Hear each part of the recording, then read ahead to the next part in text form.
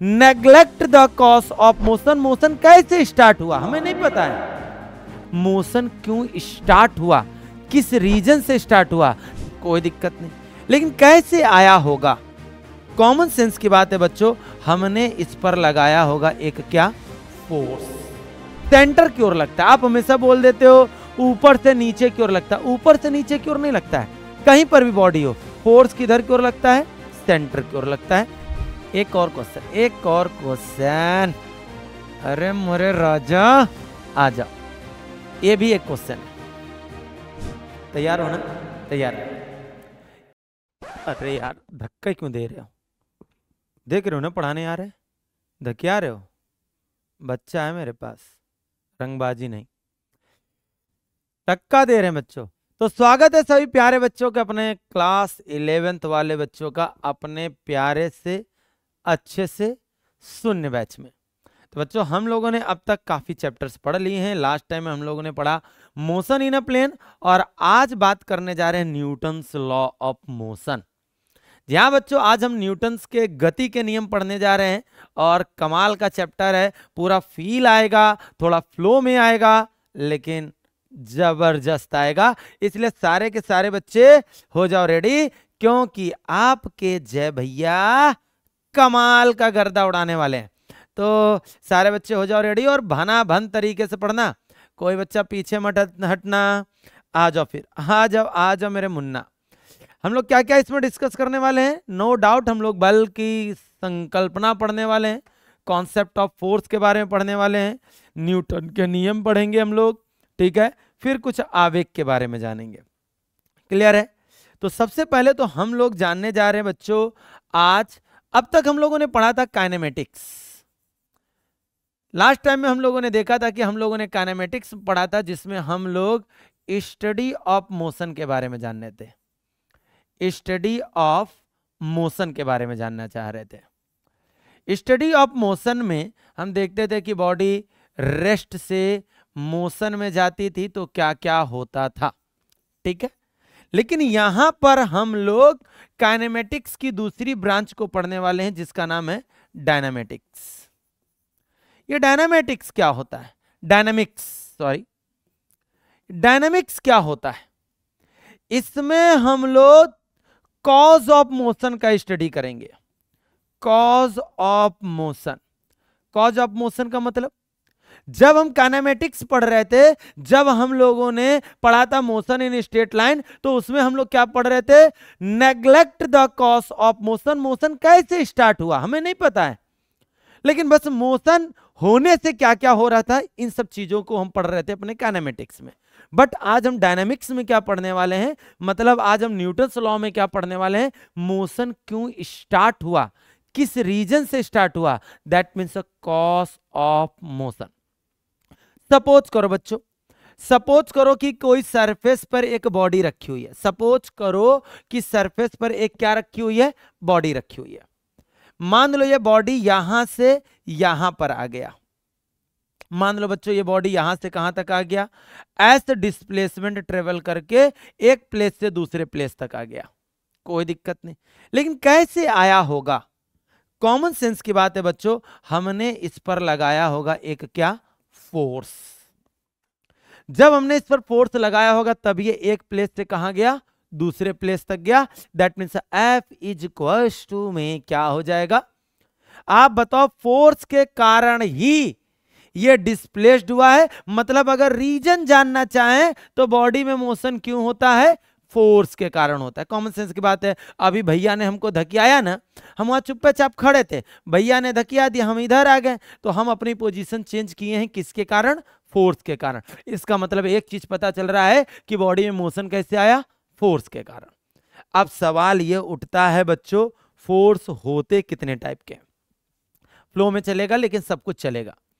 अगर हम बात करें बच्चों टाइप्स ऑफ फोर्स के बारे में, अगर हम बात करें टाइप्स ऑफ फोर्सेस या फोर्स, अगर हम टाइप्स ऑफ फोर्स के बारे में जानना चाहें तो टाइप्स ऑफ फोर्स बहुत होती हैं, लेकिन हम नॉर्मली अगर हम देखें टाइप्स ऑफ फोर्स में सबसे पहले होता है non contact force. Non contact force होता है, एक होता है नॉन कॉन्टैक्ट फोर्स। दूसरा बच्चों क्या होता है? दूसरा होता है contact force. Very good. Contact force के बाद होता है बच्चों स्ट्रॉन्ग फोर्स। एक होता है स्ट्रॉन्ग फोर्स, शक्तिशाली बल किसे कहते हैं, ठीक है, कौन कौन से होते हैं? एक होता है पिंकी फोर्स। पिंकी फोर्स, सर पिंकी फोर्स कौन सा होता है? अरे बेटा, इसी को बोलते हैं वीक फोर्स। कौन सा फोर्स? Weak force. कमजोर बल कौन कौन से होते हैं? मतलब ये फोर्स के टाइप होते हैं। अगर हम बात करें, आप नहीं, हम बात करें नॉन कांटेक्ट फोर्स में कौन कौन से फोर्स आते हैं? हमारा ग्रेविटेशनल फोर्स आएगा, ग्रेविटेशनल फोर्स आएगा, ठीक है, गुरुत्वाकर्षण बल आएगा।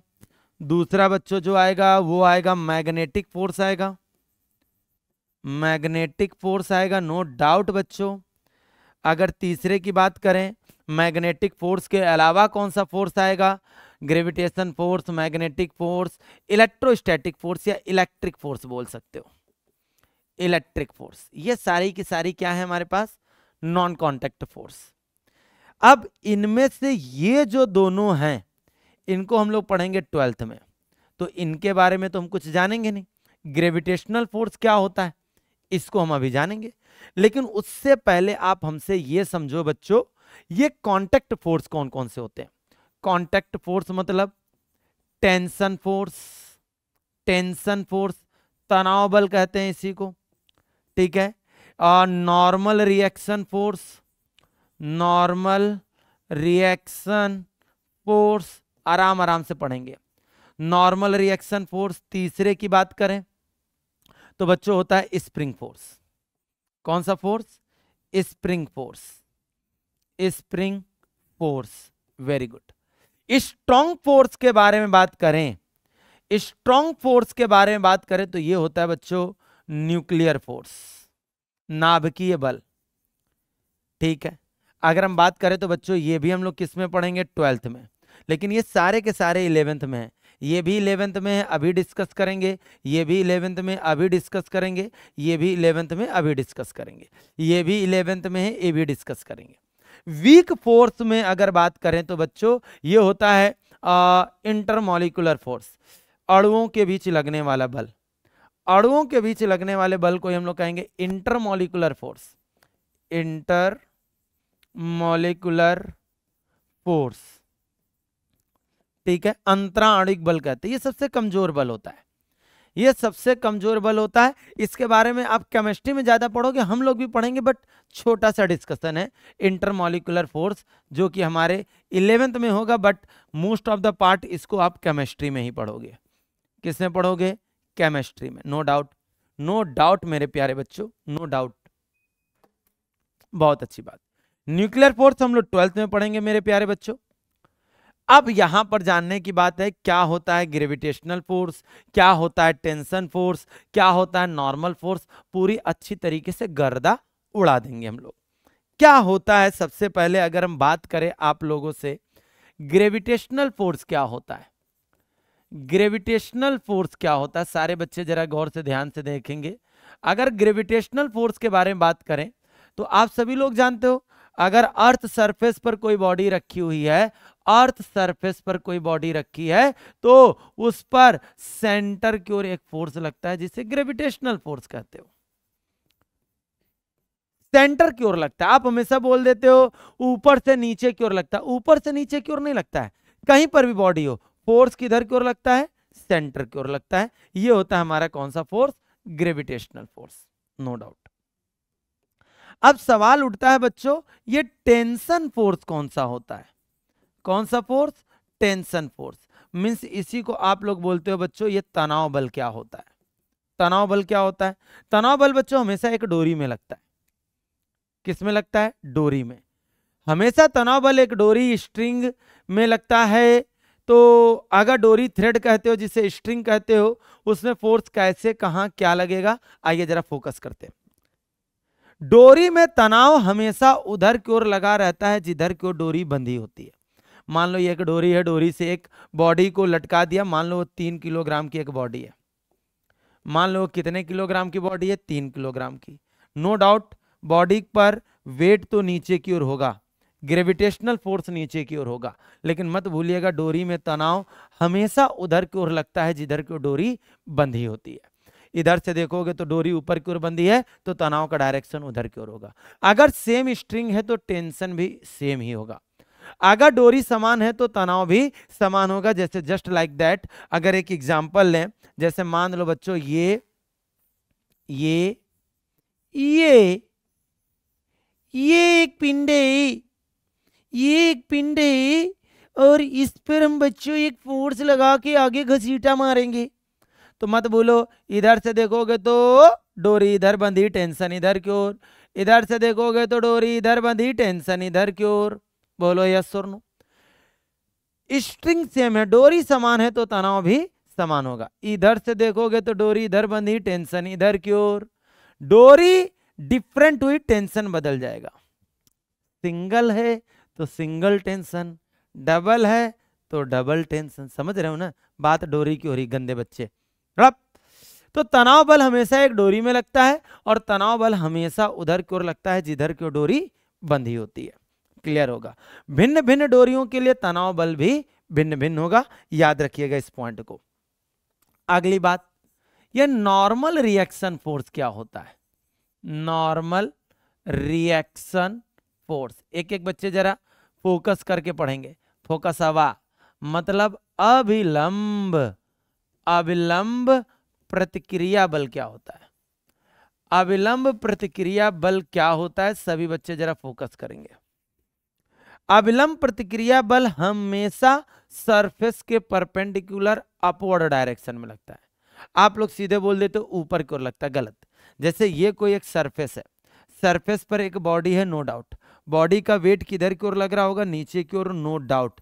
लेकिन अगर पूछा जाए अभिलंब प्रतिक्रिया बल किधर की ओर होगा, याद रखिएगा अभिलंब प्रतिक्रिया बल हमेशा तल के लंबवत ऊपर की ओर होगा।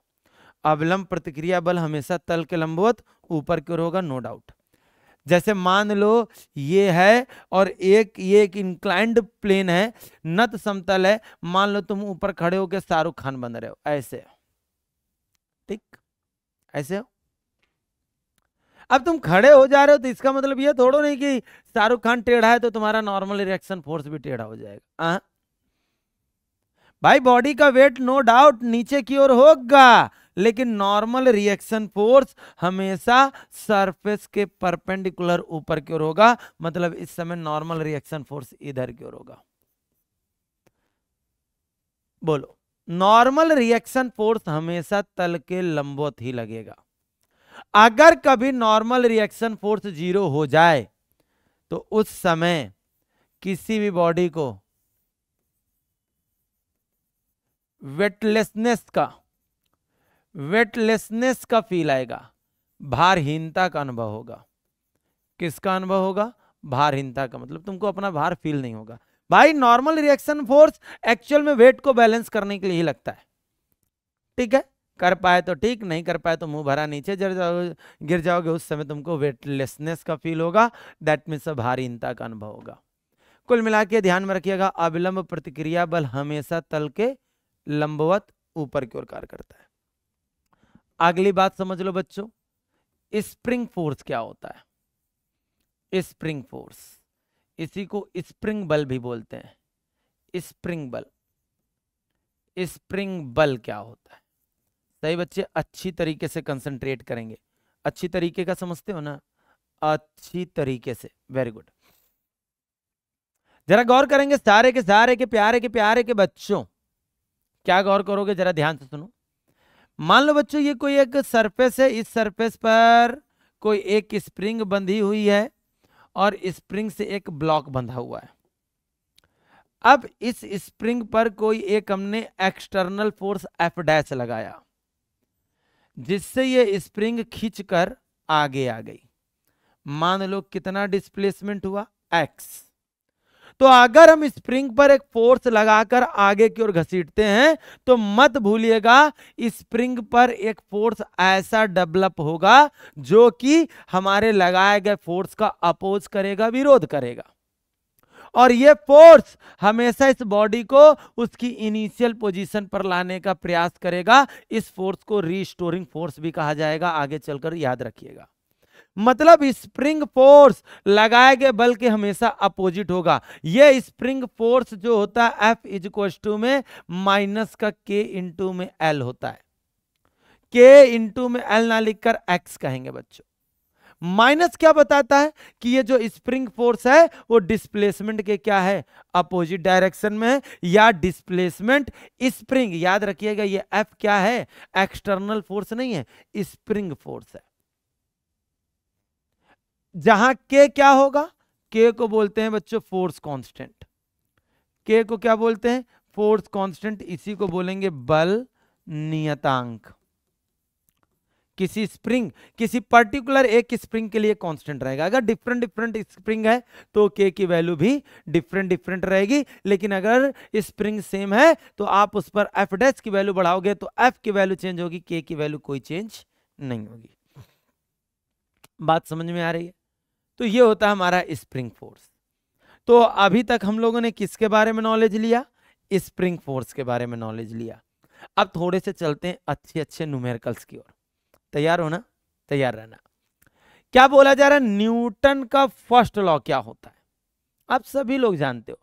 अगर कोई बॉडी किसी सरफेस पर रखी है तो तब तक रखी रहेगी जब तक कि उस पर लगने वाला नेट फोर्स जीरो ना हो। फोर्स नहीं बोलेंगे, देखो अगर कोई बॉडी रेस्ट पर रखी है तो उस पर लगने वाला नेट फोर्स जीरो होना चाहिए। नेट फोर्स जीरो कहो, नहीं तो आप सभी लोग जानोगे उसका एक्सेलरेशन क्या होना चाहिए, जीरो होना चाहिए। नेट फोर्स का मतलब आप ऐसा नहीं कर सकते कि अगर कोई बॉडी रेस्ट पोजीशन पर है तो उस पर बल नहीं लग रहा होगा, हो सकता है फोर्स लग रहा हो। सोचो इधर से आपने 10 न्यूटन का फोर्स लगाया, इधर से 10 न्यूटन का फोर्स लगाया, बताओ बॉडी किधर जाएगी, ना तो इधर जाएगी ना तो इधर जाएगी। किसी बॉडी पर लगने वाला नेट फोर्स जीरो हो तो बॉडी क्या रहेगी, रेस्ट पोजीशन पर रहेगी। अगर कोई बॉडी एक कांस्टेंट स्पीड से दौड़ रही है तो तब तक कांस्टेंट स्पीड से दौड़ती रहेगी जब तक कि उस पर आप पीछे से कोई एक बल ना लगाओ। यही तो है, यही तो मैंने पढ़ता है, every body continuous to be its रेट्स or uniform motion in a straight line unless acted on a body some external force. जब कोई वस्तु अपनी विरामावस्था में या सरल रेखा में एक समान अवस्था से गति कर रहा है तो ये तब तक गति करता रहेगा जब तक कि उस पर कोई नेट बल ना लगे। नेट बल ना लगे मतलब नेट बल क्या होता है, शून्य होता है। जैसे फॉर एग्जाम्पल कुछ न्यूमेरिकल से शुरुआत करते हैं। जैसे सपोज करो बच्चों एक ये ब्लॉक है जो कि 3 किलोग्राम का है, पूरी तरीके से बॉडी बैलेंस रहेगी। क्यों बैलेंस रहेगी यार, क्यों बैलेंस है, क्योंकि इस पर नेट फोर्स जीरो होगा। Very good. अगर मैं बात करूं बॉडी का वेट किधर की ओर होगा, नीचे की ओर, नीचे की ओर। टेंशन किधर की ओर लगेगा, ऊपर की ओर। आप बताओ net force zero, net force का मतलब समझते हो, T माइनस एम जी बराबर में जीरो। भाई दोनों अपोजिट है, T minus M G equal to zero, या फिर सीधे सीधे लिख सकते हो T बराबर में एम जी। टी एम की वैल्यू हमारे पास 3 है, जी की वैल्यू 10 है। बताओ डोरी पर लगने वाला तनाव कितना होगा, 30 न्यूटन होगा कि नहीं होगा। इसी तरीके से आप एक और क्वेश्चन से ले सकते हो। भना भन प्रैक्टिस कराऊंगा, भना भन, इसलिए भना भन तरीके से पढ़ना, झमाझम आएगा। सपोज करो कि बच्चों अब 2 ब्लॉक्स हैं। अब कितने ब्लॉक्स हैं, 2। एक 2 किलोग्राम का बॉडी है, एक ये 3 किलोग्राम की एक बॉडी है। ध्यान समझना, इस बॉडी का वेट किधर की ओर होगा, W1 नीचे की ओर होगा। इस बॉडी का वेट किधर की ओर होगा, नो डाउट W2 नीचे की ओर होगा। ठीक है, अब ये तो भाई बॉडी पूरी तरीके से इक्विलिब्रियम में होगी, मींस बैलेंस होगी। जब बैलेंस होती तो उसे इक्विलिब्रियम बोलते हैं, संतुलन की अवस्था कहते हैं। अब बताओ इधर से देखोगे तो टेंशन ऊपर की ओर है, लेकिन मत भूलो इधर से देखोगे तो टेंशन नीचे की ओर है, यहां से देखोगे तो टेंशन ऊपर की ओर, यहां से देखोगे तो टेंशन नीचे की ओर। स्ट्रिंग सेम है इसलिए तनाव भी सेम होगा। अच्छा यहां पर बात करें तो टेंशन किधर की ओर होगा, ऊपर की ओर। स्ट्रिंग चेंज, टेंशन भी चेंज। इस बॉडी के लिए बात करेंगे, किस बॉडी के लिए, एक काम करते हैं, एक काम सही बच्चे जरा ध्यान से देखेंगे, हम अपना पेपरवा ले ले, पेपरवा आओ जरा देखो। सबसे पहले बताओ इस बॉडी पर टोटल कितने फोर्स लग रहे हैं, T1 और W1। तो आप बताओ T1 बराबर 2G होगा कि नहीं होगा? आराम से देखना, समझ में आ रहा होगा। T1 ऊपर की ओर W1, तो बताओ T1 की वैल्यू 20 आ जाएगा न्यूटन। ठीक, अब ये वाली बॉडी पर देखो, नीचे की ओर कितने फोर्स लग रहे? T1 और W2, T1 और W2। ऊपर की ओर कौन फोर्स लग रहा है? T2। अपोजिट फोर्सेस इक्वल कर दे रहे हैं, तभी तो नेट फोर्स 0 आएगा। अब जरा देखो तो T2, गौर करेंगे, T2 T1 की वैल्यू 20 प्लस W2 की वैल्यू क्या है? W2 2 क्या है? 3, G की वैल्यू 10। तो आप बताओ T2 की वैल्यू 50 न्यूटन आएगी कि नहीं आएगी? एक एक बच्चा कंसंट्रेट करो ना, प्रॉब्लम क्या है बोलो ना, बच्चा बोलो ना। हाँ, बच्चा नहीं बोलेगा ना, बच्चा बोलेगा तो मार खा जाएगा ना। न्यूमेरिकल्स को फोकस करते हैं, एक और क्वेश्चन देते हैं। अच्छा, एक और क्वेश्चन, अरे मोरे राजा आ जाओ। ये भी एक क्वेश्चन है, सामने देखिए। ये बच्चों एंगल जो दे रखा है, ये वाला एंगल वो 53 दे रखा है।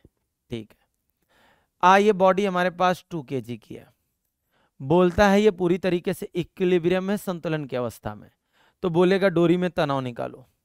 डोरी में क्या निकालो? तनाव निकाल लेंगे, believe me, trust me, I love you बच्चों।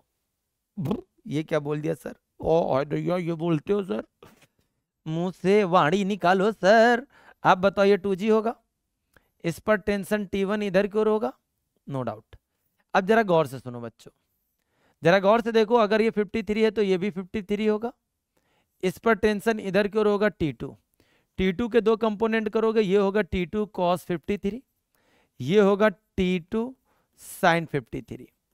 अगर तुमको cos 53 की वैल्यू नहीं पता है तो आपने स्टैंडर्ड ट्राइंगल पढ़ा होगा 53, 5 3 4, ये होता है। ठीक है, अगर यहां से sin 53 की वैल्यू निकालें तो आप बताओ परपेंडिकुलर अपॉन हाइपोटेनियस लंब बटे में कर्ण होता है, तो 4/5 आएगा। अगर cos 53 की बात करोगे तो बेस अपॉन हाइपोटेनियस आएगा 3/5। क्लियर हो गया होगा?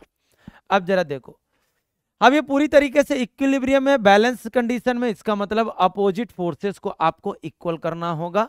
ठीक है, या अपोजिट फोर्सेस का डिफरेंस 0 करना होगा, बात एक ही होता है। नेट फोर्स 0 का मतलब, आप बताओ अगर इसका FBD बना है, free body diagram, free body diagram क्या होता है? या बताओ T2 cos 53 ऊपर की ओर है, cos 53 ऊपर की ओर है, उसी तरीके से W2G नीचे की ओर है, इधर की ओर T1 है, और इधर की ओर क्या है? T2 sin 53। कोई दिक्कत नहीं, कोई दिक्कत नहीं, सामने आ जाओ।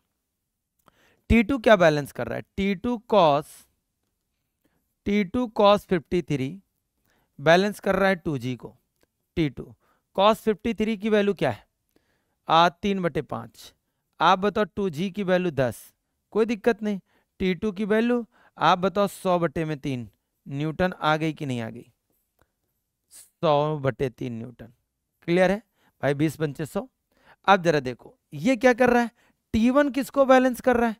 T1 बैलेंस कर रहा है T2 sin 53 को, कोई दिक्कत नहीं। अब जरा देखो T1 T2 की वैल्यू 100/3 और sin 53 की वैल्यू क्या है? 4/5, कैंसिल 20। आप बताओ T1 की वैल्यू 80/3 न्यूटन। तो ये भी पूछ सकता था किस पर सबसे ज्यादा टेंशन लग रहा है, तो याद रखिएगा इस पर टेंशन ज्यादा लग रहा है, इस पर टेंशन कम लग रहा होगा। बोलो यस और नो, बात आनी चाहिए। न्यूमेरिकल्स हो रहे हैं, बाद में मत कहना 1 घंटे में लपेट के चले गए। अच्छा, एक और जरा देख लो। अच्छा, एक इंक्लाइंड प्लेन है, एक क्या है? इंक्लाइंड प्लेन है। सही बच्चे ध्यान से देखेंगे, ये एंगल 30 डिग्री है। सही बच्चे ध्यान से देखेंगे, ये हमारे पास कोई 5 kg की एक बॉडी है। अब क्वेश्चन क्या कह रहा है? डोरी में तनाव निकालो। चलो निकालते हैं भाई, हम लोग डरते तोड़ो नहीं है, डरे तोड़ो नहीं है। आप बताओ बॉडी का वेट किधर की ओर होगा? नीचे की ओर होगा। नॉर्मल रिएक्शन फोर्स परपेंडिकुलर होगा। मत भूलना बच्चों, ये एंगल 30 तो ये भी एंगल कितना होगा? 30। कैसे होगा? ये 30, ये 90, तो ये 60। तो बताओ 90 में 60 घटाओगे तो 30 आएगा। चलो ये हो जाएगा 5G cos 30 और इधर की ओर लगेगा 5g sin 30। क्लियर? sin 30।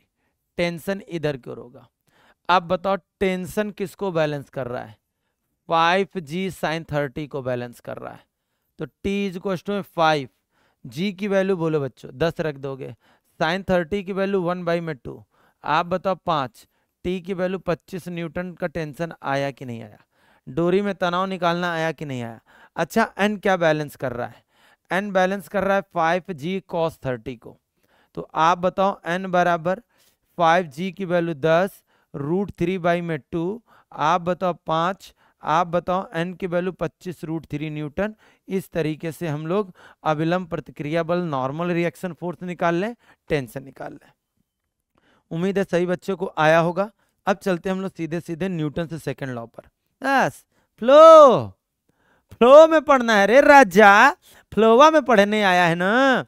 आ जाओ, न्यूटन सेकंड लॉ क्या कहता है? न्यूटन सेकंड लॉ कहता है कि the force acting on the body is directly proportional to the rate of change of momentum of the body. When an external force applying on the body, when an external force applying on the body, then the force is equal to the rate of change of rate of change of linear momentum। अब कोई पूछेगा linear momentum क्या होता है, रेखीय संवेग क्या होता है? अबे product of mass and velocity को ही हम लोग बोलते हैं लीनियर मोमेंटम। द्रव्यमान तथा वेग के गुणनफल को हम लोग संवेग कहते हैं, ये होता है मोमेंटम। बोलो यस और नो। इसी को बच्चों बोलते हैं संवेग। क्या बोलते हैं? संवेग। सामने की ओर आना, बहस नहीं करेंगे किसी बच्चे से, बिल्कुल बातचीत भी नहीं करेंगे किसी बच्चे से, सामने आओ। F इज इक्वल टू में क्या होता है? डेल्टा P अपॉन में डेल्टा T। देखो लिखा हुआ, according to this law the rate of change of linear momentum of a body is directly proportional to the applied force. इस नियम के अनुसार किसी पिंड के संवेग परिवर्तन की दर उस पर लगाए गए बल के अनुक्रमानुपाती होती, बराबर होती, जो पुदीना बोना बोइए। ठीक है। अच्छा बच्चों, इसी को हम लोग लिख सकते हैं F इज इक्वल टू में P2 माइनस का क्या? P1 अपॉन में डेल्टा T। इफ बॉडी का मास क्या रहे? कांस्टेंट रहे, मतलब फोर्स लगाने पर बॉडी का मास चेंज नहीं होना चाहिए। क्या सर चेंज होता है? थोड़ी देर में डिस्कस करते हैं। आप बताओ, अगर m कांस्टेंट है तो आप बताओ F बराबर में mv2 माइनस का mv1 लिखोगे? बोलो, m कॉमन कर लेना। आप बताओ F बराबर, अगर m कॉमन कर लोगे तो v2 माइनस का v1 अपॉन में डेल्टा T बचेगा। आप बताओ F बराबर m, इसको बोलते हैं A, F बराबर m है। बट लेकिन ये फॉर्मूला तब तक वैलिड है जब तक m क्या रहेगा? कांस्टेंट रहेगा। सर इस पर कोई आर्टिकल देना चाहोगे? क्यों नहीं देना चाहेंगे? क्यों नहीं देना चाहेंगे? अगर किसी बॉडी पर फोर्स लग रहा है तो आप सेकेंड लॉ बोलने लगते हो F इक्वल टू में, ये गलत है। सेकेंड लॉ ये नहीं है। सामने देखिए, जैसे कोई एक रॉकेट है, जैसे कोई एक रॉकेट है, अगर वो ऊपर की ओर मूव कर रहा है, ऊपर की ओर मूव कर रहा है, अगर हम पूछे कि इसका एग्जॉस्ट फोर्स निकालो, मतलब इस पर लगने वाला फोर्स निकालो, तो F बराबर m कभी वैलिड नहीं होगा।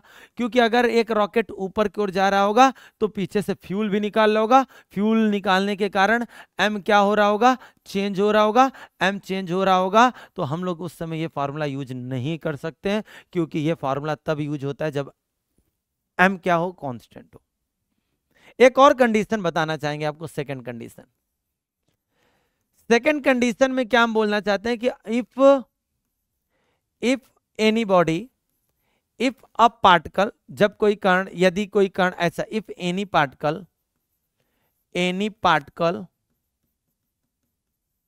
Particle moving with high velocity. Sir high velocity मतलब जब कोई कण उच्चतम वेग से गतिमान है, उच्च वेग कितना हो? स्पीड ऑफ लाइट के इक्वल हो, तो उसका मास चेंज होता है, उसका मास वेरी करता है, उसका द्रव्यमान परिवर्तित होता है, जिसका फॉर्मूला होता है m0 अपॉन में 1 माइनस का v स्क्वायर अपॉन में c स्क्वायर। ये फॉर्मूला याद रखिएगा। वेर m क्या, m0 क्या होता है? इसको बोलते हैं रेस्ट मास। क्या बोलते हैं? रेस्ट मास, स्थिर द्रव्यमान। जब तक वो स्थिर था तब तक उसका द्रव्यमान, विराम द्रव्यमान एक्चुअल में बोलते हैं, रियल वर्ड तो विराम द्रव्यमान है। मतलब जब बॉडी रेस्ट पर थी, अगर मूव करेगा, मूव करने का मतलब उसकी speed comparable to the speed of light होनी चाहिए, मतलब लगभग 10⁶ कह दो या 10⁻⁷, ऐसी स्पीड हो तो उस समय हम देखेंगे, कैलकुलेशन करके देख सकते हो, हमारे अगर पार्टिकल की स्पीड ऑफ लाइट के भी आधी है तो आप कैलकुलेट करके देखो, कैलकुलेट कराएं।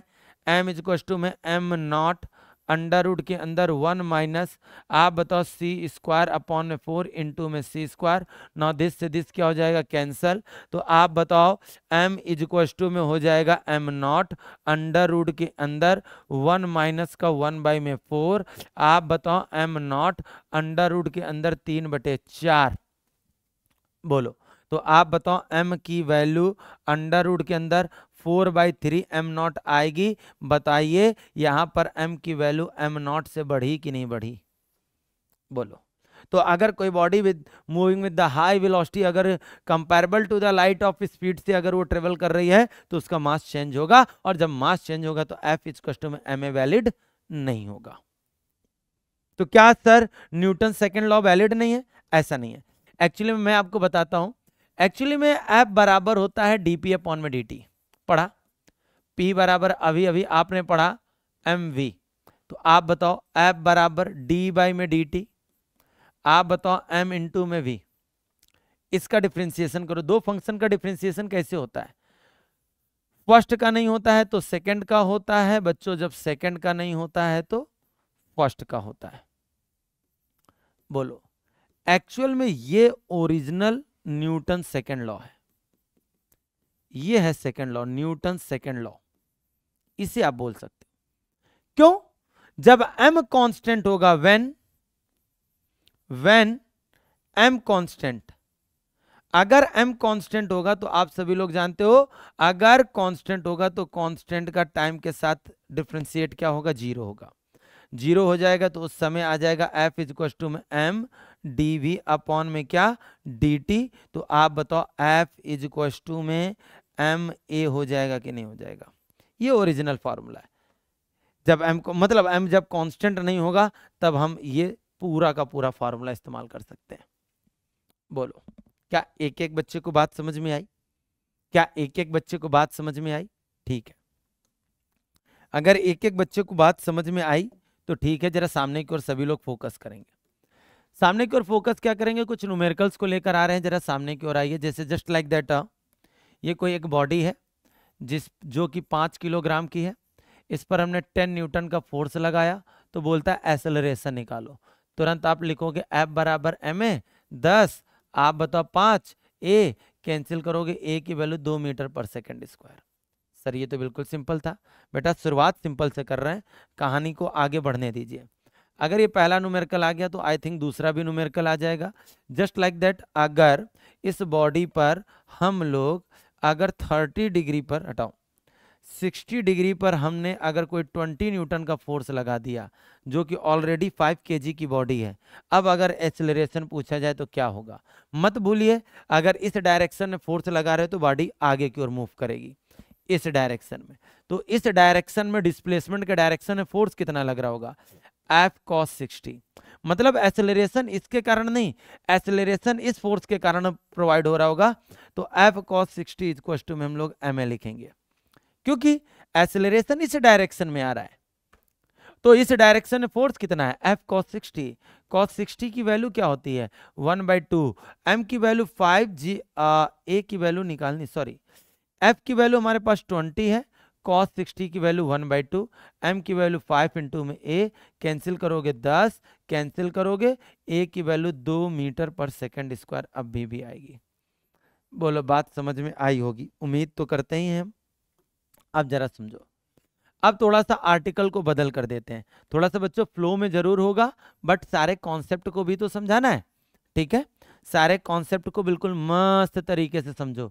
ये 3 किलोग्राम की बॉडी है, ये 2 किलोग्राम की बॉडी है, इस पर कोई हमने 10 न्यूटन का फोर्स लगाकर इसको घसीटा, ध्यान में रखिएगा इस समय जो सरफेस बोला जाएगा वो पूरी तरीके से स्मूथ सरफेस होंगे, मतलब इन पर कोई घर्षण नहीं होगा, फ्रिक्शन लेस सरफेस होंगे। कैसे सरफेस होंगे, फ्रिक्शन लेस सरफेस, बोलो क्लियर है? अगर फ्रिक्शनलेस सरफेस होगा तो अब जरा गौर से सुनो क्या हो रहा है, जरा ध्यान से सुनो मेरे लल्ला, मेरे मुन्ना, मेरे पुत्र, मेरे सुग्गा, मेरे बच्चा, जरा ध्यान से सुनो। अगर ये बॉडी इधर जा रही है तो बताओ दोनों बॉडी सेम एक्सेलरेशन के साथ आगे बढ़ेंगे? ऐसा नहीं होगा कि ये बढ़ेगी कि ये कहेगी रुके रहो, क्योंकि दोनों एक डोरी से बंधे हुए हैं। जरा गौर से देखो, इधर की ओर टेंशन टी लगेगा तो इधर की ओर भी एक टेंशन टी लगेगा, क्योंकि डोरी समान है। इधर से देखोगे तो डोरी इधर बंधी है, इधर से देखोगे तो डोरी इधर बंधी है। अब जरा अपना करिया वाला पेज उठा लेते हैं जैसा कि हम हैं। अब देखो ये बॉडी इधर जा रही है, इसका मतलब ये फोर्स बड़ा होगा, ये फोर्स छोटा होगा। ये फोर्स बड़ा होगा तो आप बताओ F minus T, total force कितना लग रहा है? दोनों अपोजिट है, एफ माइनस टी बॉडी को क्या प्रोवाइड करेंगे? एक्सेलरेशन। इक्वेशन नंबर फर्स्ट बना दीजिए। क्लियर? इस पर कौन सा फोर्स लग रहा है? केवल टी, तो टी ही इसको एक्सेलरेशन प्रोवाइड कर रहा होगा, यस और no. Clear? Equation number first और सेकंड को ऐड कर लो। ऐड करोगे तो टी से टी क्या हो जाएगा? कैंसिल हो जाएगा। एफ बराबर हो जाएगा 5a। एफ की वैल्यू कितनी होगी? 10 इक्वल टू 5a। ए की वैल्यू होगी 2 मीटर पर क्या होगा?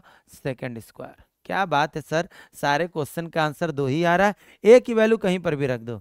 टी बराबर 2 इंटू में 2 तो तनाव आ जाएगा 4 न्यूटन। बोलो क्या इतनी बात समझ में नहीं आई? मेरे बच्चा को इतनी बात समझ में नहीं आनी तो चाहिए, आनी तो चाहिए मेरे लल्ला को, मेरे बच्चा को, मेरे सोना को आएगा, परेशान नहीं होने का है। अच्छा ये पर थोड़ा सा आर्टिकल बढ़ाकर अगर बात कर लें थोड़ा सा तो क्या चला जाएगा, अपना क्या चला जाएगा भाई। अपन लोग तो इसीलिए आए ही हैं। ये देखो ये क्या कर रहे हो सर, मेरा दिल घबरा रहा है सर, ऐसा मत करो सर, मेरी सर ऐसा मत करो। चल पगले कहीं के। आप बताओ इस पर अब कि हमने 20 न्यूटन का फोर्स लगाया है। कितने न्यूटन का? 20 न्यूटन का। जल्दी से सोच कर बताओ बच्चों, इसमें टेंशन इधर की ओर, इसमें टेंशन इधर की ओर, मत भूलिएगा इसमें टेंशन इधर की ओर, मत भूलिए इसमें। ओह माय गॉड, कई बच्चे कह रहे होंगे ये गलत लिख दिया, ए दीदी डल गई, दीदी डल गई ना पुतल, ये T2 होगा, ये भी T2 होगा। क्लियर है सभी को? जल्दी से सोचो, जल्दी से सोचो। अगर ये फोर्स लगाकर इधर भगा रहे होगे तो बताओ सारे के सारे के सारे के सारे के बॉडी सेम एक्सेलरेशन से आगे बढ़ेंगे कि नहीं बढ़ेंगे? अगर ये तुमको बात क्लियर है तो आराम से समझो, जल्दीबाजी नहीं है। आप बताओ, लेकिन आप तो सर जल्दीबाजी कर रहे हो। करना पड़ेगा बेटा, हम लोग तुमको पूरा शून्य ही दे रहे हैं, पेपर में नहीं, शून्य समय में टाइम ले रहे हैं। आओ जरा देखो, इधर फोर्स लग रहा है 20 एफ, अरे एफ लिख, F minus T1 is to में 3 है, इक्वेशन नंबर फर्स्ट। अब जरा देखो, ए भाई कचर पचर नहीं चाहिए हमको, कचर पचर नहीं। अब जरा हटाओ, इसको हटाओ। अब जरा गौर से देखो, इस पर इधर T1 लग रहा है, पीछे की ओर क्या लग रहा है? T2। तो हम क्या लिखेंगे? T1 minus T2, T1 minus T2 बराबर में क्या होगा? 2 है, इक्वेशन नंबर सेकेंड। इस बॉडी पर केवल T2 वर्क कर रहा है तो T2 इक्वल टू में लिखेंगे 1a, इक्वेशन नंबर थर्ड बना दो। जल्दीबाजी नहीं करोगे, इक्वेशन नंबर फर्स्ट और सेकंड को हटाओ, जोड़ दो। फर्स्ट और सेकंड को जोड़ोगे तो आप बताओ एफ माइनस का T2 इक्वल टू में 2a आ जाएगा, इक्वेशन नंबर थर्ड बना दो। ए भाई जोड़ा है ना तो 2a क्यों आएगा? 5a आएगा। क्लियर? देखो T1 से T1 cancel, F minus T2। अब ये फोर्थ इक्वेशन बना दो। अब इक्वेशन नंबर थर्ड और फोर्थ को ऐड कर दो। थर्ड और फोर्थ को ऐड करोगे तो T2 से T2 कैंसिल हो जाएगा, F बराबर क्या हो जाएगा? 6a हो जाएगा। क्लियर है? अगर F बराबर 6a हो जाएगा तो हो गया बेटा। F की वैल्यू कितनी थी? 20। तो आप बताओ 20 इज टू में 6a, तो a आप बताओ 10/3 मीटर पर सेकेंड स्क्वायर। बोलो a की वैल्यू आई कि नहीं आई? a की वैल्यू अगर आ गई तो a की वैल्यू यहां रख दो, T2 आ जाएगा। T2 की वैल्यू यहां रख देना, a की वैल्यू रख देना तो T1 आ जाएगा। मामला ठंडा हो गया। तो T1 T2 की वैल्यू निकालना आई कि नहीं आई? डोरी में तनाव निकाल लिया, सब कुछ निकाल लिया, पुदीना बो दिया। आ जाओ बच्चों, एक और क्वेश्चन देखते हैं। फ्लो देखना था, मेरा नहीं तुम्हारा। अच्छा अगर कोई फोर्स ऐसे लग जाती तो क्या करते? सर करते क्या, एंगल बस बताओ, देखो अभी 3 kg 2 kg, क्वेश्चन सही है। अभी थोड़ी देर पहले पढ़ाया, आप बताओ कौन सी फोर्स इसको घसीट रही होगी, F cos 60। टेंशन इधर की ओर लग रहा होगा T, इधर की ओर T, जल्दी से बोलो, इधर की ओर फोर्स लग रहा है F cos 60 माइनस का T इज टू में 3 है, इस पर फोर्स लग रहा है केवल T इज टू में क्या 2 है। Equation number second, equation number first aid कर दो, T से T कैंसिल हो जाएगा, F cos 60 इज टू में क्या हो जाएगा 5a हो जाएगा। आप बताओ F की वैल्यू 20, इसकी वैल्यू 1/2, 5a कैंसिल करोगे 10, अरे यार फिर से आ गया 2 मीटर पर सेकंड स्क्वायर। a की वैल्यू कहीं भी रख दो, t की वैल्यू निकल आएगी। बोलो बात समझ में आ गई होगी। अब चलते हैं थोड़ा सा पुली टाइप के क्वेश्चंस को पढ़ते हैं।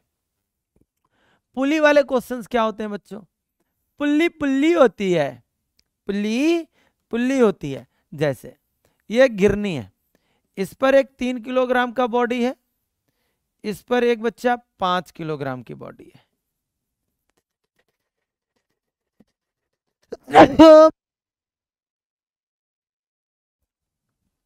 सॉरी बच्चों,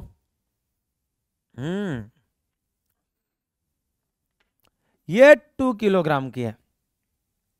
अब जरा ध्यान से सुनो बच्चों, इस बॉडी का वेट किधर की ओर होगा, नो डाउट नीचे की ओर।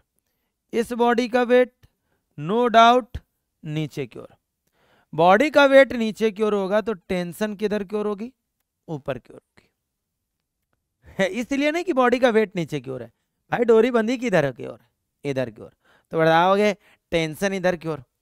इसके लिए डोरी किधर बंधी है, इधर की ओर, तो टेंशन इधर की ओर। अब सबसे पहली बात, ये वेटेड है तो ये नीचे की ओर मूव करेगा। ये जिस एक्सेलरेशन के साथ नीचे आ रही होगी, ये उस एक्सेलरेशन के साथ ऊपर जा रहा होगा। बोलो क्लियर है सभी बच्चों को, आराम से समझिएगा। ये बॉडी नीचे जा रही है तो 5g माइनस का t इज टू में 5 है, इक्वेशन नंबर फर्स्ट। ये बॉडी ऊपर जा रही है तो t बड़ा होगा, t माइनस का 2g इज टू में क्या लिखोगे 2 है। बोलो इक्वेशन फर्स्ट और सेकंड को जोड़ दो, जोड़ोगे t से t क्या हो जाएगा, कैंसिल हो जाएगा। आप बताओ 3g इज टू में 7a हो जाएगा, तो a की वैल्यू 30/7 मीटर पर क्या आएगा, सेकंड स्क्वायर। बोलो क्लियर है। a की वैल्यू कहीं पर भी रखोगे, t की वैल्यू निकल आएगी कि नहीं निकल, रख दो सर प्लीज, जब इतना ही कर रहे हो तो सेकंड में पुट कर दो, t माइनस या t बराबर 2, a की वैल्यू 30/7, सर ये कहाँ गया, उसको उधर ले जाओ, प्लस का 2g की वैल्यू रख दो 10। जल्दीबाजी तो नहीं की, 2 कॉमन करना चाहो कॉमन करो, हटाओ, t की वैल्यू 60 प्लस ये 140 हो जाएगा। क्यों, 7 का इधर मल्टीप्लाई करोगे, 20 सत्ते 7 दूनी 14, ठीक है, बटे में 7, t की वैल्यू हो जाएगी 200/7 न्यूटन। फटाक से आंसर निकालना सीखो, फटाक फटाक फटाक। क्लियर है, आगे चलते हैं। अले भैया सर आपने तो धुआं भर दिया है, बिल्कुल बिल्कुल चुप्पे नहीं बैठ रहे हो। अरे नहीं बेटा बैठा जाता है, आगे आओ। ये बच्चों 10 kg की एक बॉडी है, ये कितने kg की है, 10 kg की एक बॉडी है। ये बच्चों 3 kg की एक बॉडी है, अच्छी बात है सर। बॉडी का वेट किधर की ओर होगा, नीचे की ओर होगा, ठीक है। टेंशन ऊपर की ओर, इसमें टेंशन आगे की ओर। ध्यान से देखिएगा बच्चों, अब ये वेटेड है, बॉडी नीचे की ओर आएगी, मत भूलिएगा ये बॉडी आगे की ओर जाएगी। अगर ये नीचे की ओर आएगी तो 10g माइनस का t इज टू में 10a। आया कि नहीं आया, आया कि नहीं आया, आया कि नहीं आया, आया कि नहीं आया, आया कि नहीं आया, हैंग कर गया तुम्हारा फोन। आप बताओ ये 10g है, ऊपर की ओर t है, तो 10g minus T is to में 10 है। अब ये बॉडी आगे की ओर बढ़ेगी, तो आप बताओ t इज टू में क्या हो जाएगा 3 है। क्लियर है भाई, यही तो इसको लेकर जा रहा है भाई, वेट नीचे की ओर लगेगा तो वेट इस समय टेंशन के कारण नहीं जा रहा है ना, इस वेट को कौन बैलेंस कर ले रहा है, नॉर्मल रिएक्शन फोर्स। बॉडी आगे किसके कारण जा रही है, टी के कारण, दोनों को जोड़ दो, दोनों को जोड़ोगे तो टी से टी कैंसिल हो जाएगा, 10g इक्वल में 13 है, तो ए की वैल्यू हो जाएगी 100/13, जी की वैल्यू 10 रख दी, मीटर पर सेकंड स्क्वायर आ गया।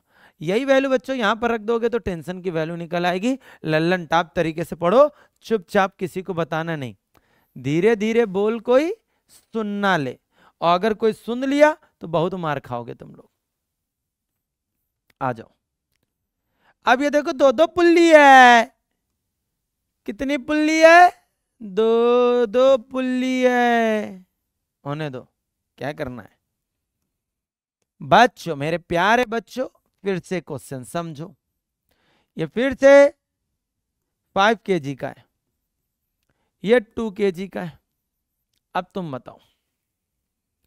बताओ क्या होगा बच्चों, सोच कर बताना, किसी से बोलना नहीं। ए भाई बैटरी तो नहीं खत्म हो रही, हाँ पता चले हम चिल्लाते रह जाए और तुमका कुछ आईबे ना करे। इधर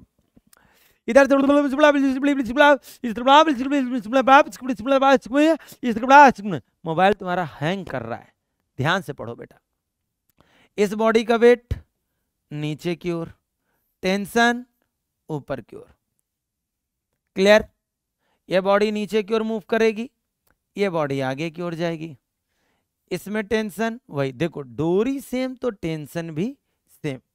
चलो क्लियर करो, ये बॉडी नीचे जा रही है, 5g माइनस का टी इक्वल में 5 है, क्लियर। ये बॉडी आगे की ओर जा रही, तो आगे की ओर कौन लेकर जा रहा है, टी इक्वल में 2 है, ठीक है।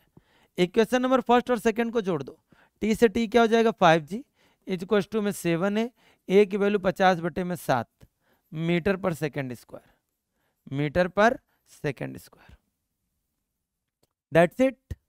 ये है हमारा एक्सेलरेशन, एक्सेलरेशन। और करा दें सर, अब रुको नहीं आप, अब हमको तो ऐसा लग रहा है कि आज घर ही ना जाए, आज आपकी क्लास ही अटेंड करते रह जाए। ना पुत्र, ऐसा ऐसा प्यार मत बढ़ाना मुझसे, बर्बाद हो जाओगे तुम मेरे चक्कर में, क्योंकि मैं तुमको इतना पढ़ाऊंगा, इतना पढ़ाऊंगा, इतना पढ़ाऊंगा, बर्बाद हो जाओगे फिर। बेटा ये 10 kg का है, ये 5 kg का है, और ये 2 kg का है। बस बोल रहा है डोरियों में तनाव निकालो। अब मुझे खुद नहीं समझ में आ रहा सॉल्व कैसे करें। अरे मत भूल भाई, ये बॉडी इधर जाएगी, ये बॉडी आगे बढ़ेगी, ये बॉडी ऊपर जाएगी सेम एक्सेलरेशन के साथ। इस बॉडी का वेट किधर की ओर होगा, नीचे की ओर, टेंशन ऊपर की ओर। ये डोरी इधर बंधी है तो वही टेंशन इधर की ओर लगेगी, क्योंकि इधर से डोरी इधर बंधी है, क्लियर, वेरी गुड। इस बॉडी का वेट नीचे की ओर, नो डाउट। इसमें टेंशन ऊपर की ओर, इसमें टेंशन ऊपर की ओर। सर इसका वेट तो नॉर्मल रिएक्शन फोर्स बैलेंस कर लेगा ना, तो इसका तो वेट कोई दिक्कत नहीं करेगा। अब जरा ध्यान से देखो, बॉडी नीचे आ रही तो 10g माइनस का T1 इक्वल में 10 है, कोई दिक्कत, नेट फोर्स एक्सेलरेशन प्रोवाइड करेगा। ये बॉडी आगे की ओर आ रही तो T1 के कारण नहीं आ रही है, T1 अपोजिट में क्या है, T2 बराबर में होगा 5 है, क्लियर। ये बॉडी ऊपर जा रही है तो T2 माइनस का 2g इक्वल में 2 है।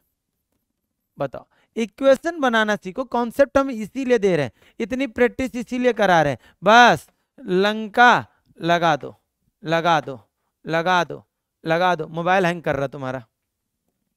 अब जरा देखो, इक्वेशन नंबर फर्स्ट और सेकंड को ऐड कर दो, T1 से T1 कैंसिल, 10g माइनस का T2 इक्वल में 15 है।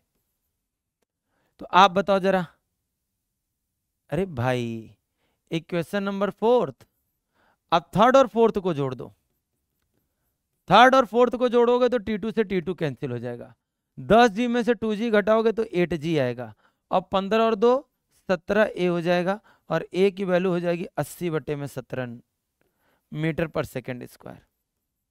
बताओ, a की वैल्यू कहीं पर भी रख दो, T2 की वैल्यू निकल आएगी, a की वैल्यू ऊपर रख दोगे तो T1 की वैल्यू निकल आएगी। इस तरीके से हम लोगों का सोल्यूशन होता है। बोलो कैसा लगा मेरा मजाक? अरे अच्छा लगा कि नहीं लगा, बस कमेंट बॉक्स में बोलना है तुमको, कमेंट बॉक्स में बोलना, ज्यादा बदतमीजी नहीं कोई करेगा। हाँ, बदतमीजी मत करना, याद रखना। क्लियर है ना? चलो आ जाओ, एक और क्वेश्चन देखते हैं। अच्छा, अब सर कौन सा रह गया? क्वेश्चन पर क्वेश्चन। ए बेटा हो तुम। ये एक पुल्ली है, पुली पुली पुली। ये एक बॉडी है, ली ली ली ली ली ली। ये गिल्ली है, ली ली ली ली ली ली ली। ये भाई साहब 10 kg की बॉडी है। ये भाई साहब 2 kg की बॉडी है। बॉडी नीचे आ रही है, ये बॉडी ऊपर जा रही है। ये एंगल बच्चों 30 है। 30 बोला मैंने? हाँ, तो क्वेश्चन क्या बोलता है? टेंशन निकालो। टेंशन, कोई दिक्कत नहीं। सबसे पहले बताओ, बॉडी का वेट नीचे की ओर, टेंशन ऊपर की ओर, टेंशन इधर की ओर, बॉडी का वेट डाउनवर्ड्स। बोलो यस और नो। 2G। अच्छा, आप जरा सोच कर बताना, ये एंगल 30, तो ये हो जाएगा 2G cos 30, 30 30। ये हो जाएगा 2G sin 30। क्लियर है सभी को? आप देखो, ये बॉडी नीचे आएगी तो 10G minus T is equal to में 10A। ये बॉडी ऊपर आएगी तो टी के अपोजिट कौन है? 2G sin 30 is equal to में 2A। बोलो प्यारे बच्चों, गर्दा उड़ा करके बोलो।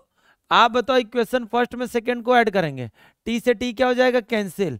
10G माइनस का 2G साइन 30 की वैल्यू 1, 10A प्लस 2A 12 हो जाएगा। आप बताओ 9G इज इक्वल टू में 12A, तो A की वैल्यू 90 बटे में क्या आ जाएगी? 12 मीटर पर सेकंड स्क्वायर। अब तुम A की वैल्यू कहीं पर भी रख दो, तुमको T की वैल्यू निकल आएगी। कॉन्सेप्ट सीखो, हम लोग इस बैच में यही तो लेकर आए। अपने अवध वाले बच्चे देखो कितना गर्दा उड़ा देंगे अभी, बिल्कुल लल्लन टाप। 2x स्पीड करने की जरूरत नहीं, क्योंकि हम खुद ही 5x स्पीड पे चल रहे। बोलो बात आई कि गई है? आ जाओ, एक और पुल्ली का क्वेश्चन देख ही लेते हैं। ये 30 है, ये 60 है। यहां पर पुल्ली लगी, पुल्ली पुल्ली पुल्ली लगी है। बउआ जय ध्यान से देखना बउआ, बउआ आजा बच्चों। ए भाई, ए भाई इधर देखने को है। ये 10 kg की है, ये 3 kg की है। सामने तुम्हारे क्वेश्चन है। नहीं, ये 4 kg है। बार बार वही वैल्यू नहीं, अच्छी अच्छी वैल्यू देते हैं। अब क्वेश्चन बोल रहा है एक्सेलरेशन फाइंड करो। निकाल लेंगे भाई, ये वेटेड बॉडी है, एक्सेलरेशन इस डायरेक्शन में हो रहा है। चलो अच्छा, सोच समझ कर बोलना बस प्यारे बच्चों। बॉडी का वेट नो डाउट नीचे की ओर। जरा सोच कर बताओ, ये 60 तो ये भी क्या होगा? 60। ये क्या होगा? 10G cos 60। ये बच्चों होगा 10G sin 60। क्या बात है? इसमें टेंशन इधर की ओर, इसके लिए टेंशन इधर की ओर। अब जरा ध्यान से सुनना, इस बॉडी का वेट नीचे की ओर 4G है। आप बताओ, ये एंगल 30 तो ये भी एंगल 30। ये हो जाएगा 4G cos 30, बट ये होगा बच्चों 4G sin 30। क्लियर हो गई बातें? अब बॉडी इधर आ रही है तो ये बड़कवा फोर्स होगा 10G sin 60 माइनस का टी हमारे 10A को एक्सेलरेशन प्रोवाइड करेगा। ये बॉडी ऊपर जा रही है तो T माइनस का 4G साइन अरे बोलो भाई, साइन 30 इज इक्वल टू में क्या होगा? 4A। कुछ ना करो, इक्वेशन फर्स्ट और सेकंड को ऐड कर दो। ऐड करोगे तो T से T क्या हो जाएगा? कैंसिल। 10G साइन 60 माइनस का 4G sign 30 is equal to में 14A। अब जरा देखो, G कॉमन कर लो, 10 कॉमन कर लो G की जगह। आप बताओ 10 साइन 60 की वैल्यू √3/2 माइनस G 10 कॉमन हो गया 4, इसकी वैल्यू 1/2 इज इक्वल टू में 14A। कैलकुलेट करवा लो भाई, 5 ये 2। अब बताओ 10, 5√3 की वैल्यू 1.73 माइनस का 2 is equal to 14a। 14a बोलो यस और नो। आप देखो 5 15 10, आप बताओ 15, 35 और 1 36 और 5 3 8.65 माइनस का 2 इज इक्वल टू 14a। तो a की वैल्यू कितनी आएगी? इसको 6.65 आएगा। 6.65 इंटू में 10 अपॉन में 14, तो कुछ ना करो 60.65 अपॉन में 14 मीटर पर सेकंड स्क्वायर। एक्सेलरेशन आ गया, किसी भी क्वेश्चन में रख दो टेंशन आ जाएगा। बोलो, ये हमारे पास है पुली के क्वेश्चंस। मैंने पहले बोला था ना, मैंने पहले बोला था कि तुमको न्यूटन्स लॉ ऑफ मोशन झम तैयार हो जाएगा। हमने पहले बोला था, मानते हो नहीं तुम। अब हम चलते हैं अपने कहां पर? Newton's third law of motion पर। न्यूटन्स का थर्ड लॉ ऑफ मोशन क्या कहता है कि अगर आपके एक गलफड़ा कोई सुझा दे तो आप भी उसका दूसरा गलफड़ा सुझा दो। सर नहीं समझ में आया? अरे यही होता है क्रिया प्रतिक्रिया के नियम। स्विमिंग पूल में तैरती हुई लड़की, स्विमिंग पूल में तैरती हुई लड़की पानी को पीछे की ओर ढकेलती है तो पानी बिचारी को आगे की ओर ढकेलता है। एक्शन रिएक्शन लॉ इसे कहते हैं। अगर बंदूक चलाती हुई लड़की जैसे बुलेट को फायर करती है, देखते हो वहीं पर मुंह भरा गिर जाती है। क्यों?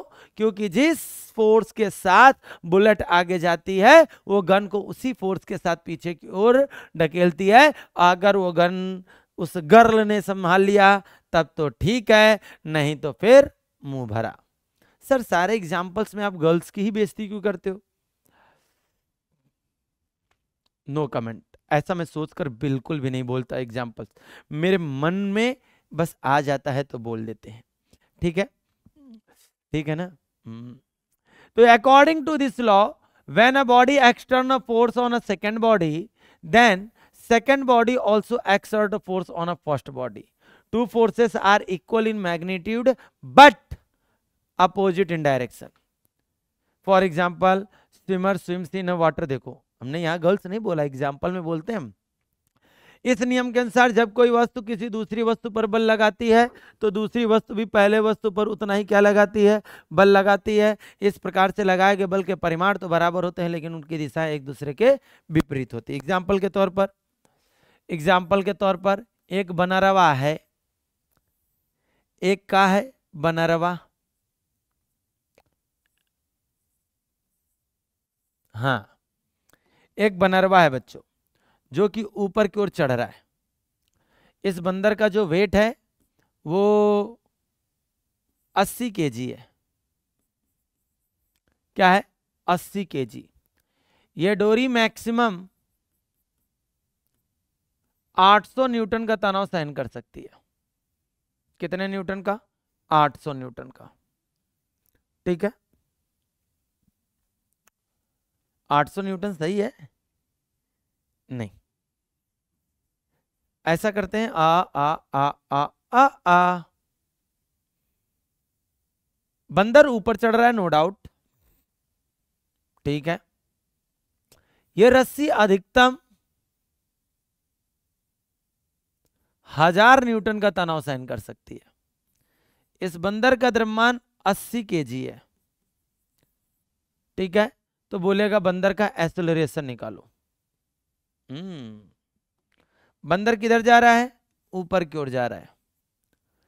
टेंशन किधर की ओर? ऊपर की ओर। बंदर का वेट किधर की ओर होगा?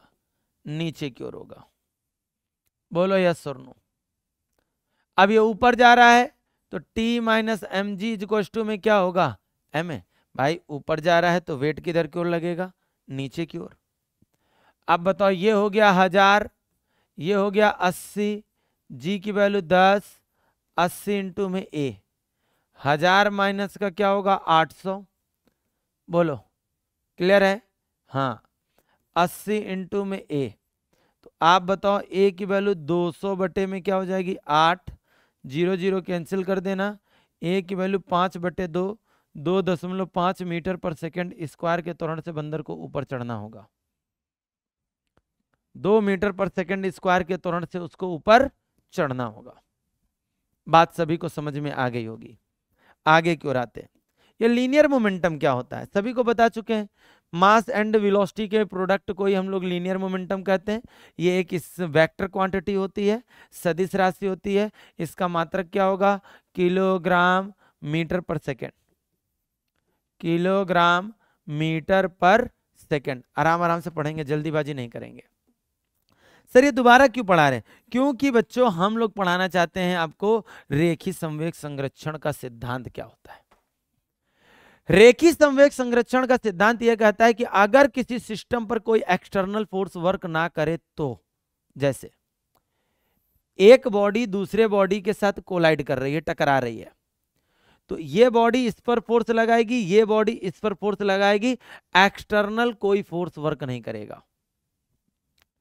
तो क्या बोला जा रहा है कि अगर किसी बॉडी पर नेट फोर्स या एक्सटर्नल फोर्स 0 हो, देखो लिखा है if N external force acting on a system is 0, आपने पढ़ा होगा F इज इक्वल टू में डेल्टा P अपॉन में डेल्टा T। अगर F 0 होगा तो delta P upon delta T की वैल्यू भी क्या हो जाएगी? 0। तो डेल्टा P की वैल्यू क्या हो जाएगी? 0। मतलब मोमेंटम, संवेग कांस्टेंट है, तो सॉरी संवेग में परिवर्तन कांस्टेंट है, तो संवेग की वैल्यू क्या रहेगी? कांस्टेंट रहेगी। मतलब जरा समझ लो बच्चों, मेरे प्यारे बच्चों हो तो समझो जरा, क्या hence the momentum, hence the momentum it's constant, change in नहीं। अगर किसी सिस्टम पर कोई एक्सटर्नल फोर्स वर्क नहीं कर रहा है तो उस सिस्टम का मोमेंटम हमेशा क्या रहता है? कांस्टेंट रहता है। बोलो, अब चलते हैं बच्चों, अपना लास्ट और फाइनल पढ़ लेते हैं, और इसी फाइनल के साथ आपको अब समझ में आ रहा होगा हम लोगों ने क्या कंप्लीट करने जा रहे हैं। क्या कंप्लीट करने जा रहे हैं? Law of motion. फ्लो में हम लोगों ने पढ़ा है। आओ जरा समझो, जड़त्वी तथा अजड़त्वी निर्देश तंत्र क्या होते हैं। जड़त्वी inertial frame and non inertial frame. Inertial frame वो होते हैं जिसमें हमारे ऑब्जर्वर का एक्सेलरेशन क्या हो? 0 हो। ऑब्जर्वर मींस प्रेक्षक।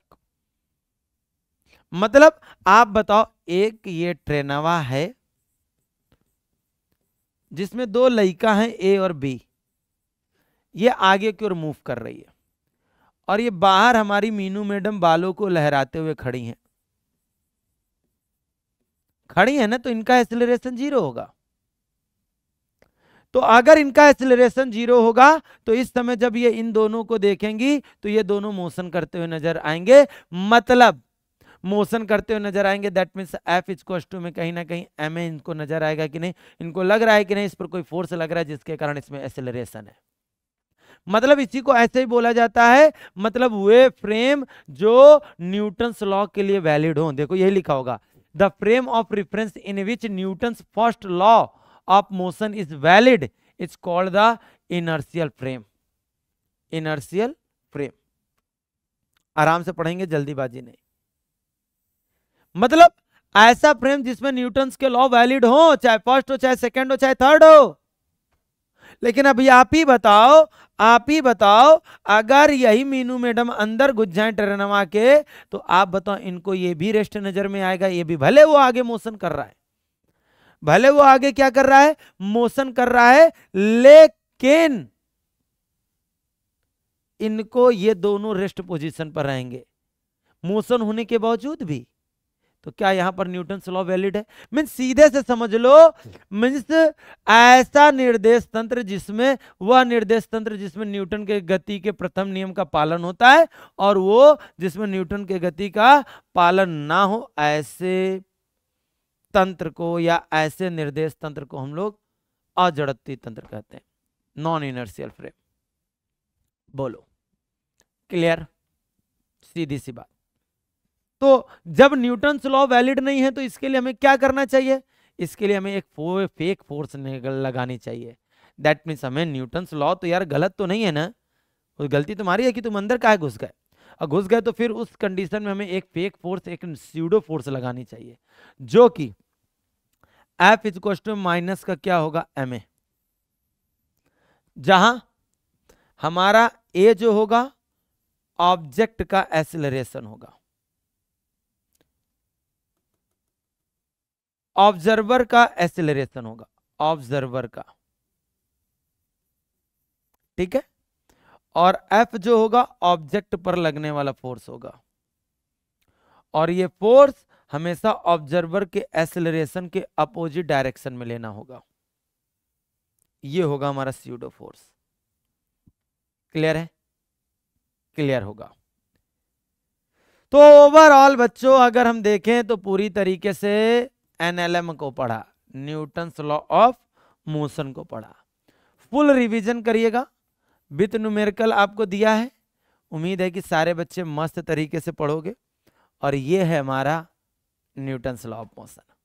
उम्मीद होगा सारे बच्चों को तगड़े तरीके से आएगा। उम्मीद होगा कि सारे बच्चे फड़फड़ा के पढ़ रहे होंगे। उम्मीद है कि 2x करने की जरूरत नहीं पड़ेगी, क्योंकि सर जी ऑलरेडी 5x की स्पीड में है। बोलो क्या सही बच्चों को क्लियर है? तो अगर सभी बच्चों को क्लियर है तो आराम से पढ़ो, धूम धड़ाके से पढ़ो, मस्त तरीके से पढ़ोगे। और फिर मिलते हैं हम आपको नए लेक्चर में। और अपने शून्य सीरीज को सफल बनाओ, सभी लोग मस्त से पढ़ो। तब तक के लिए सभी प्यारे बच्चों को जय हिंद।